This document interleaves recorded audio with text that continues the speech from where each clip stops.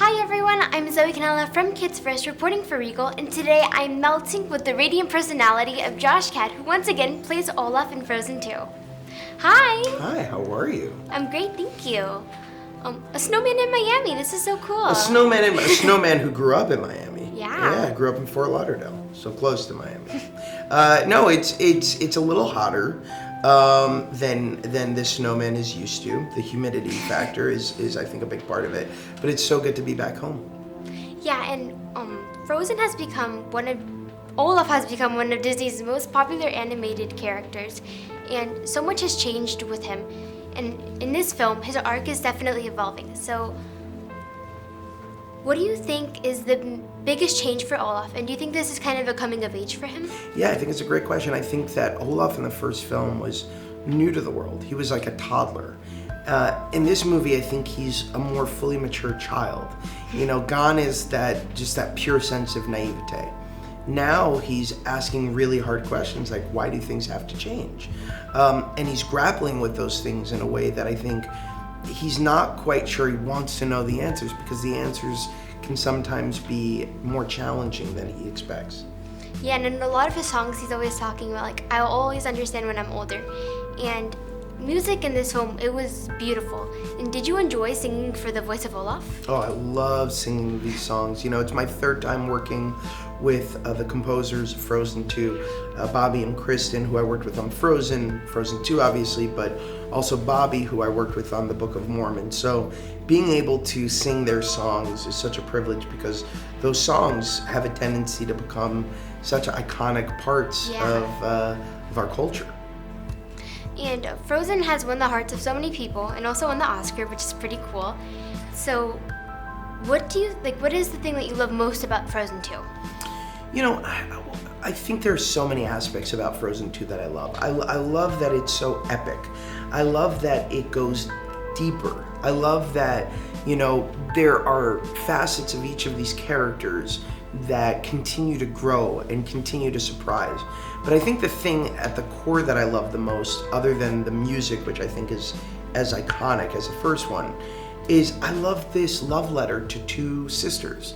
I love this story of these two fiercely independent women who are, they don't need a guy to solve their problems. They don't need anybody to solve their problems. It's their bond that is so strong and undying, and their bond that's going to carry them through a lot of the, you know, tumultuousness and a lot of the challenges that they're going to face.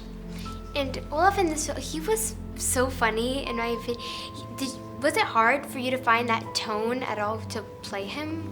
Well, the first movie really allowed me the freedom to discover through improv to come up with a lot of stuff.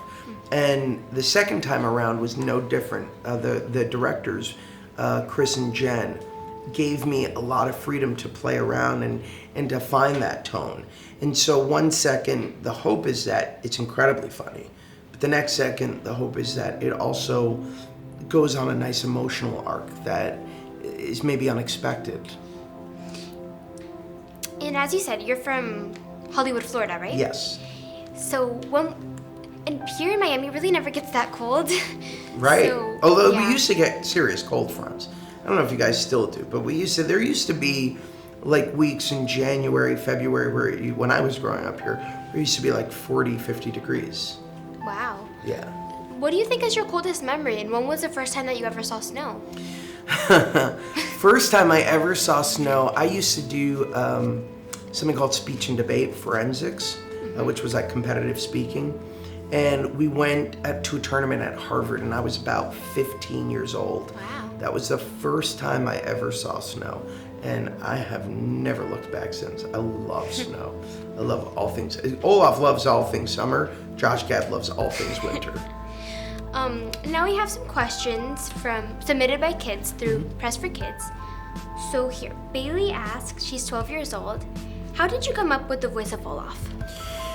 We played around with a lot of different voices. We did a lot of, originally Olaf had like a little bit of a lisp, and there were some other elements that we were playing around with, and at the end of the day, the directors fell in love with the nature of my voice and really wanted that to come through in the character. So it was sort of a group decision. And Addison Smith, who's 11 years old from Cypress, Texas, asks, on a scale of 1 to 10, how much did you enjoy doing the voice of Olaf and why? I think that's the easiest answer I'll ever give, which is 10. Because my dream was, since I was a young kid, to play a character like Olaf. I remember seeing Robin Williams as the genie in Aladdin and being like, I want to do that one day. And here we are. Thank you so much for talking with me. Great interview.